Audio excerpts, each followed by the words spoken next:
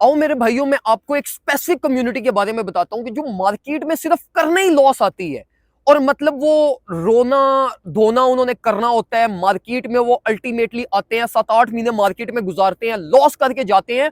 और स्पेसिफिकली आपने इन लोगों से बचना है, इन लाइक माइंडेड लोगों से आपने दूर रहना है। और अगर इन वर्स्ट केस आप इन लोगों के अंदर शामिल हो, तो आपने इनसे बाहर कैसे लगना है और प्रॉफिटेबल कैसे होना है आपने, ये भी मैं आपको जरा एक्सप्लेन करता हूं। सबसे पहले मेरे भाइयों, जरा अपने आप से पूछो कि आपकी पोर्टफोलियो रेंज क्या है। इधर आप $1000 से $10,000 के बीच में तो नहीं आ रहे। अगर तो आपका पोर्टफोलियो साइज $1000 से $10,000 के बीच में है ना, तो कंग्रेचुलेशन, आप मार्केट के मीट हो, जो आप मार्केट के टारगेटेड ऑडियंस हो। जो एक चील है ना, या जो एक उकाब है, उसने जफ्फा ही आपको मारना है। उसका टारगेट ही आप हो कि आपको किसी तरीके से ड्रेन किया जाए। और देखो, जो इससे कम के है ना $1000 से, इनका मार्केट को पता है कि यार ये सारे हैं ही नुबड़े, इनको कुछ आता ही नहीं है। इन्होंने अल्टीमेटली खुद ही मार्केट के छोटे मोटे मूव्स के अंदर इन्होंने लिक्विडेट हो जाना है। इन्होंने हमें खुद ही अपना कैपिटल दे देना है। तो मार्केट का जो बड़ा इन्वेस्टर होता है, वो ये इस छोटे साइज को भी नहीं देखता। और जो $10,000 से बड़े पोर्टफोलियोज होते हैं, मार्केट का इसके ऊपर भी फोकस नहीं होता, क्योंकि इसमें जितने भी बड़े टेक्निकल एनालिस्ट होते हैं, ये जो इन्वेस्टर्स होते हैं, इनके पास कोई ना कोई एक्सपर्ट्स अवेलेबल होते हैं। तो ये भी इतना लॉस नहीं करते, ये भी बच जाते हैं। अब ये जो 1000 से 10,000 होते हैं ना, ये अपने आप को समझते हैं कि हम बहुत बड़े फनकार हैं।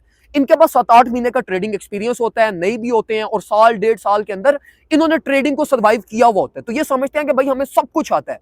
अब होता क्या है कि इनका जो एक ट्रेडिंग एक्सपीरियंस होता है, वो होता है इंटरमीडिएट लेवल। इनको ना ज्यादा एक्सपर्टीज आती है, ना ये बेसिक लेवल पे होते हैं।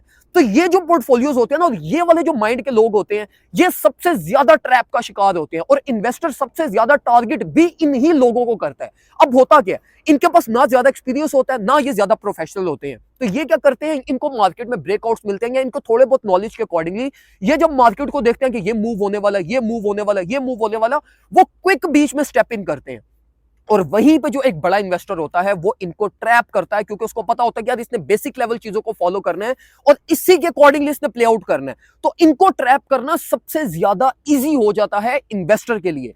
तो अगर मेरे भाइयों आपका पोर्टफोलियो इस रेंज के अंदर आता है, 1000 to $10,000 के बीच में, तो ये आपके ऊपर फर्ज है कि आप टेक्निकल एनालिसिस को प्रॉपर सीखो, या किसी की 1v1 एडवांस लेवल कंसल्टेंसी लो। इससे आपको फायदा क्या होगा? इससे आपको फायदा ये होगा कि एक तो आपकी लॉस रेशियो बहुत कम हो जाएगी।